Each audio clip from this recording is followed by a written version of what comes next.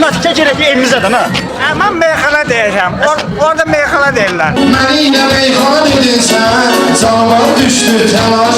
Sən meyxana deyənsən, meyxana deyən kimi quşluysan döyürlər də sonra səni. Mən quşlamıram, mən meyxana deyəcəm. Şaya dedim gözler içini aldırdı. Bizi ilə yan yana dedinsən, məni ilə meyxana dedinsən, zaman düşdü təlaş. Her şeyden dünya başlar. Gelirəm yavaş yavaş, Celayla Orhan söz deyir, okuyor Aysel Araş. Yavaş yavaş.